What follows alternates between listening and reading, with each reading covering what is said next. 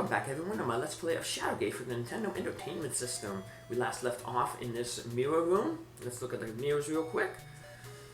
The left mirror and the right mirror both tell us that they're fine oak frame.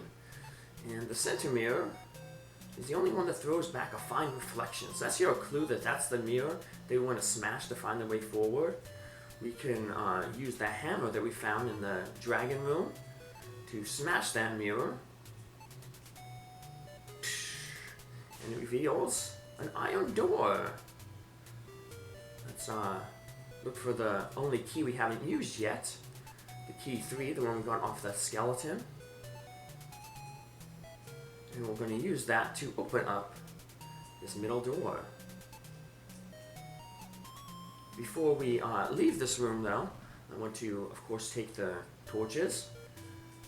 And I will be also taking this broom because it's an answer to the Sphinx's riddle. And we'll talk more about the Sphinx later when we get to him, probably in an episode or two. And I'm going to make a quick save here because I'm going to show off what happens if we smash the left or the right mirror. So I'll go the right one first. We smash with our hammer. We open up a magic portal into deep space. We are sucked through immediately. The lack of air quickly causes you to lose consciousness, and the Grim Reaper quickly embraces you. And, well, our sad thing, our adventure ends here. But it doesn't really end here because we'll just end the game, and we'll restart at that save. Now, before I break the mirror on the left and show off that death, I'm going to show off kind of a little glitch. I'm going to move into this room here. It's really, really hot. This room is incredibly hot. You have lower levels of your hand are like. The heat is unbearable and you have to turn back. Now, in order to get through this room, we have to don the cloak that we found where the wraith was, and then we can withstand the heat. Normally, that's how you would get past this room. But if you get forced back out of this room, and then you die in this room, remember that when you die, the game will force you back into the last room you're in. So let's smash this mirror. As soon as you break the mirror, shards of glass fly through the air and slash into your body. Blood pours through your wounds and your body slumps to the floor. Well, that was quick. But now the game will push us back into the heated room, and we don't have to wear the cloak. We can just, you know, do whatever we want in here. One of the things you don't want to do in here is you probably don't want to jump into the fire. And I'm going to do it for laughs. Bellowing like a fool, you leap off the bridge and into the blaze. You are instantly fried. Yeah, sad thing. Our adventure ended there. Alright, we're back in the room again. So, let's open this. Let's look around here. Got this fine bridge. Fire. Got a nice door here. Let's open that door and proceed forward. Uh-oh. What's this? A searing blast of heat knocks you back across the room. And what do we got here? We got this flaming horror. Uh-oh. So, well, let's, see if we can just walk past them. Nope. He's giving us that eternal sunburn. So we're going to have to find some way to get rid of that fire drake. First though, I'm going to leave. And I'm going to look at the mirror again. I'm going to use the cloak on myself just to show that this is what the purpose of the cloak was. And even though it's uncomfortable, it will allow us to bear this heat. So you notice we're not going to get kicked out of the room like we did when we weren't wearing the cloak. We still want to open this door. And we see the fire drake appear again. But remember we have that cool sphere. And we can use that sphere not on the drake, put it on the fire below. Even if you try to use it on the Drake, it automatically defaults to the fire. And what ends up happening is the sphere cools off all the fire, and that makes the Drake disappear. So now we can look down at the here and thick oil. So that was that was sustaining the flame. So we worked really hard to put that flame out, but we can be foolish and try to light the flame again. And unfortunately, that puts us on fire. And once again, we need a sad end. Well, let's just continue.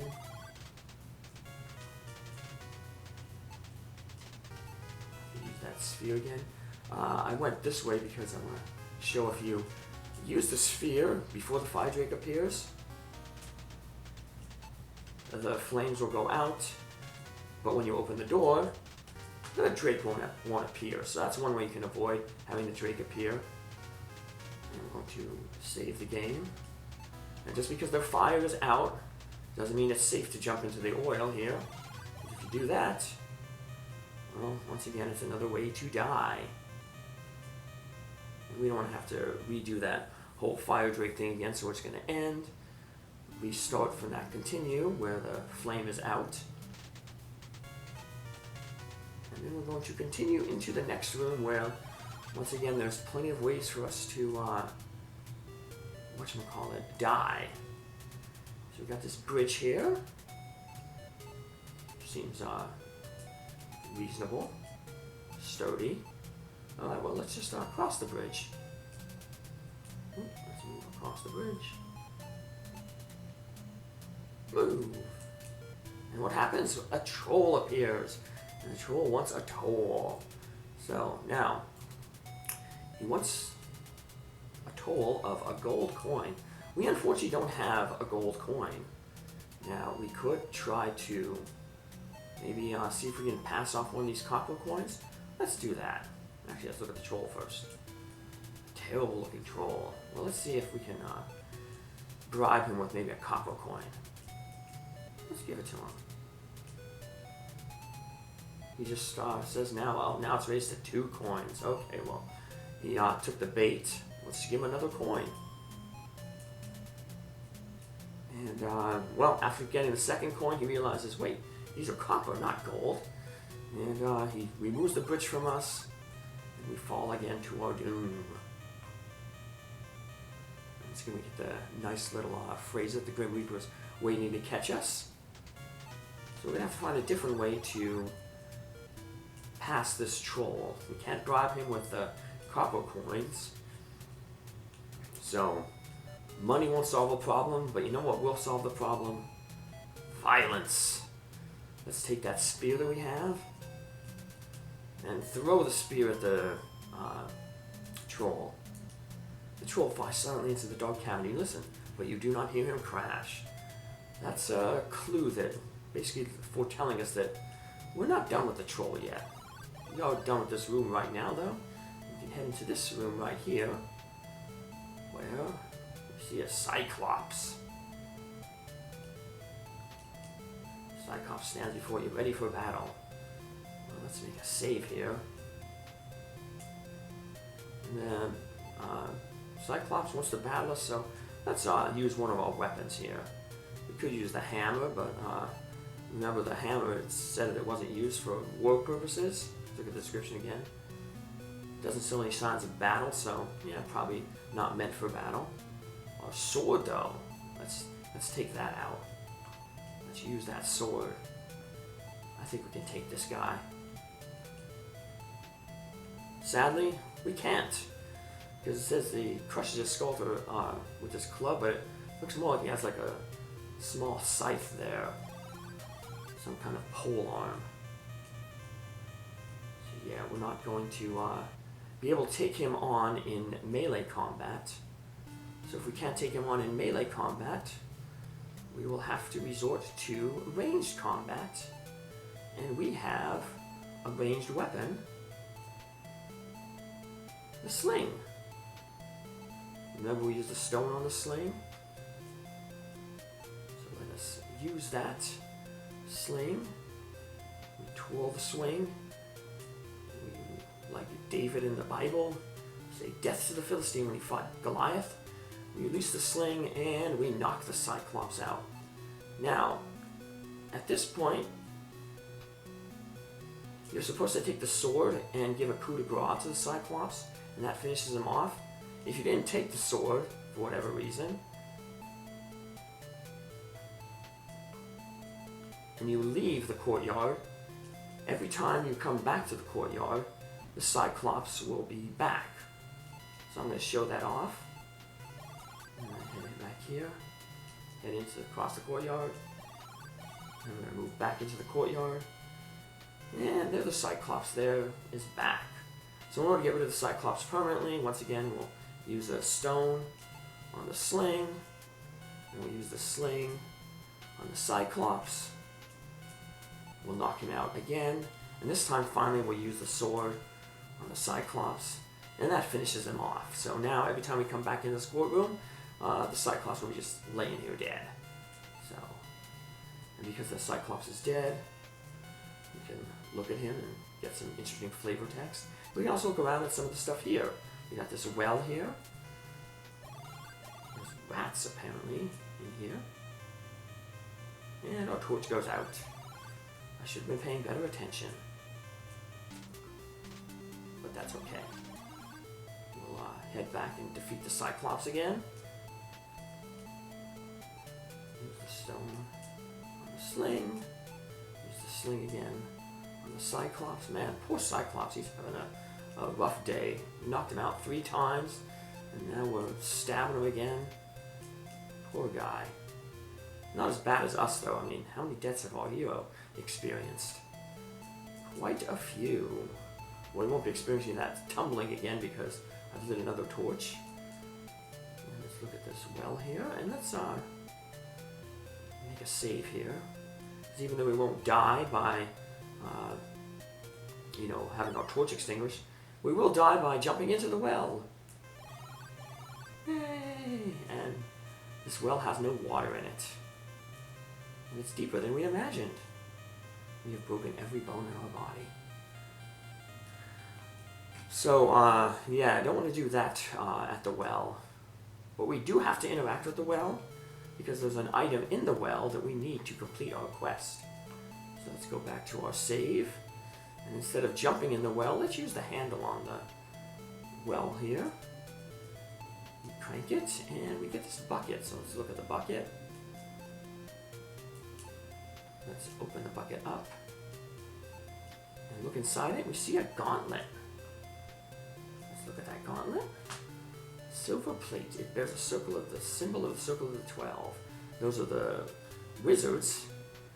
We'll learn that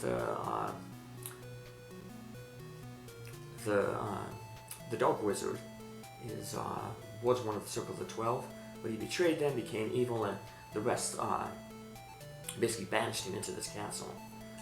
So let's close the bucket.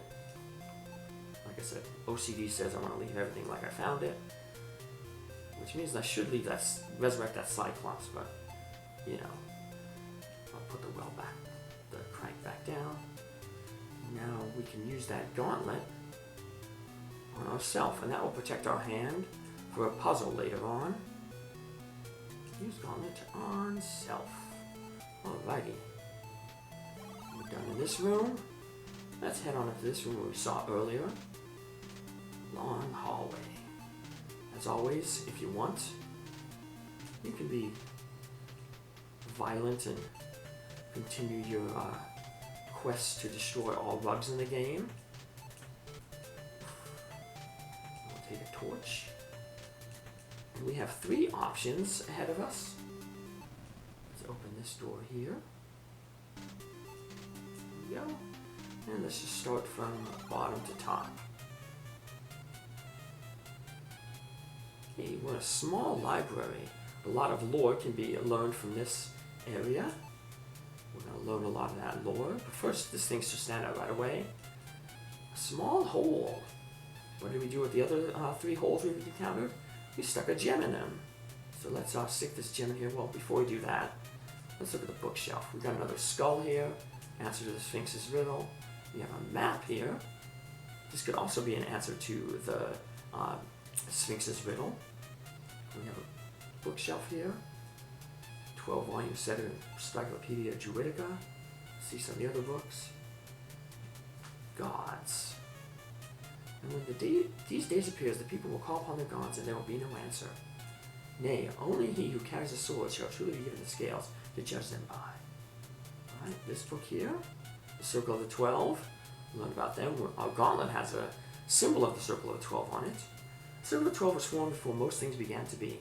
Their names are Famous, Garwelin, Tolatin, Roland, Talamir, Magnus, Wantave, Butwick, Tenmark, Shawnir, Lakmir, and Turgon.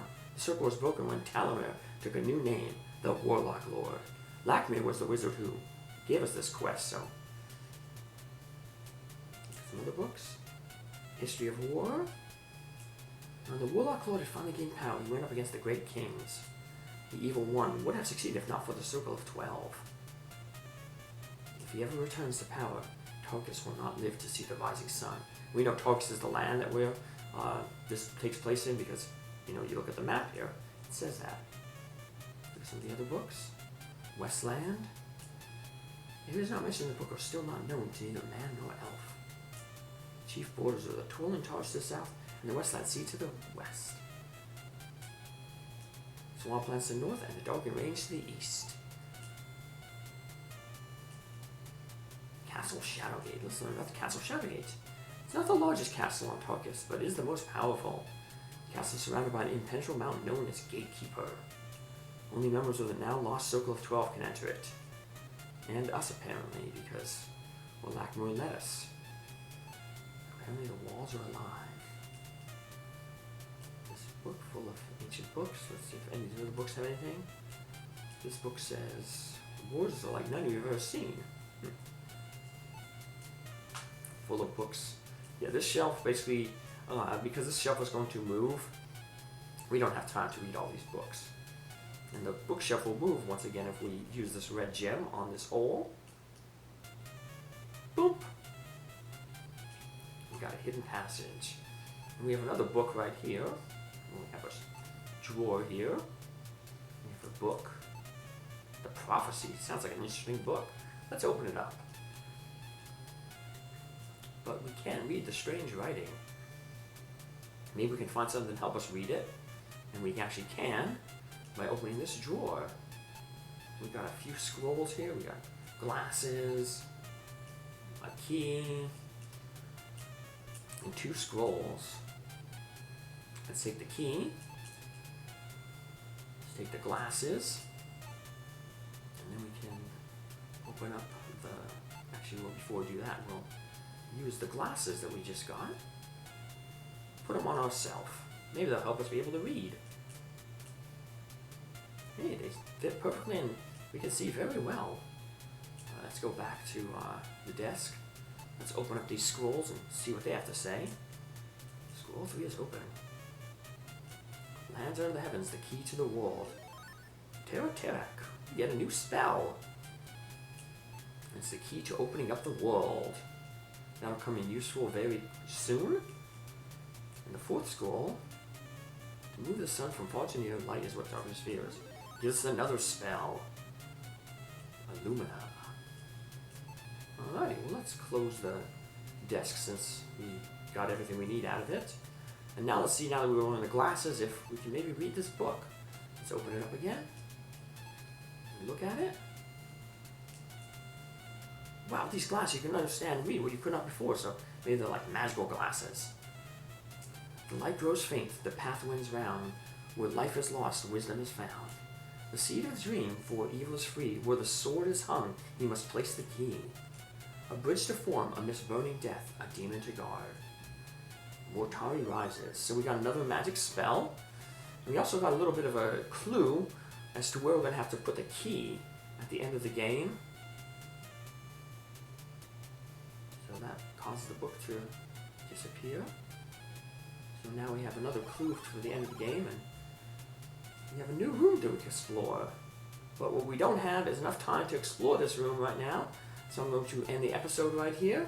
And I will meet you back in this room for our next episode. Take care. Have a good one. Thanks for following along. Have a good day. Bye.